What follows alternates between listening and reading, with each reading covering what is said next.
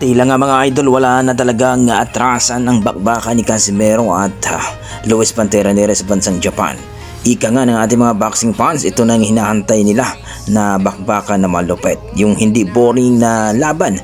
Dahil itong si Casimero at Nere ay parehong agresibo at hindi talaga tumatakbo pagdating sa laban. Kumbaga, papakita talaga nila ang totoong warriors at totoong boxing mga boss. Kaya ayon sa ating mga boxing fans, nakaka-excite na itong panoorin. Parang hindi na daw sila makapag-antay sa June 6 nga ang kanilang bakbakan mga boss. So tuwang-tuwa naman ang ating mga boxing fans dahil wala na talagang makakapigil, no? Ilang araw na lang ay masaksihan na daw ang bakbakan ni Casimero at Luis Neres sa bansang Japan. So cut sweet nga dito ang kanilang bakbakan mga idol sa 124 pounds. Sakop na ito ng featherweight division mga idol. So kung manalo itong si Casimero dito kay Luis Pantera Neres ay sigurado na, no?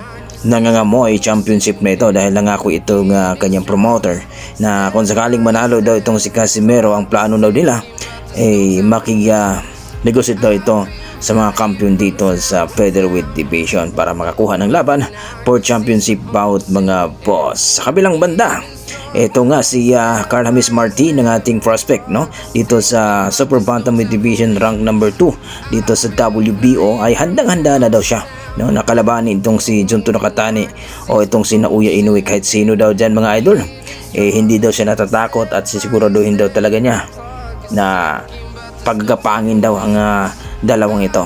So may edad na nga ito si Martin mga idol, hindi pa rin nakakuha ng championship.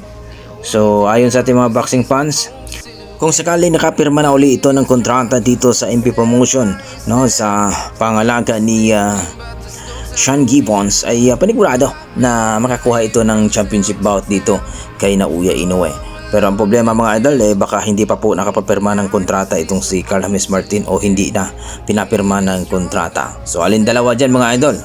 Kumbaga parang hindi na siya sakop ng MP Promotion dahil medyo matagal na rin hindi pa napalaban si Martin mga idol. So sayang, no, kung hindi makakuha ng championship bout itong si Martin, dahil alam naman natin na itong si Martin talaga ang makakalaban ni Naoya Inoue, pero mas pinapaboran nga itong si Junto Nakatani mga idol. Alam naman natin na si Junto Nakatani ay galing lang ito, no, sa bantamweight division, pero biglang akyat dito sa super bantamweight division dahil sa kanilang showdown ni Naoya Inoue at ni Junto Nakatani. So na-bypass na naman itong si Carl James Martin mga idol. So sayang, no, opportunity dahil nga wala pang promoter si Martin. Pero kung nakapirma na ito dito sa MP Promotion, may posibilidad na makakuha ito ng championship bout. Ang problema lang mga idol, kaya ba niya itong si Junto Nakatani or si Naoya Inoue mga idol kung maglaban sila? So kayo, ano masasabi niyo dito kay Carl James Martin mga idol? Na kayang-kaya daw niya itong si Inoue at Junto Nakatani pagkapangin. So kayo mga idol, ano masasabi niyo dito sa ating video? Excited na ba kayo na mapanood ang laban ni Casimero at Nere ngayong June 6? Naniwala ang ating mga boxing fans na kayang-kayang pagapangin ni Casimero itong si Nere, basta maganda lang ang kondisyon ni Casimero. Okay, hanggang dito lang mga idol. Maraming salamat. Ingat po lagi.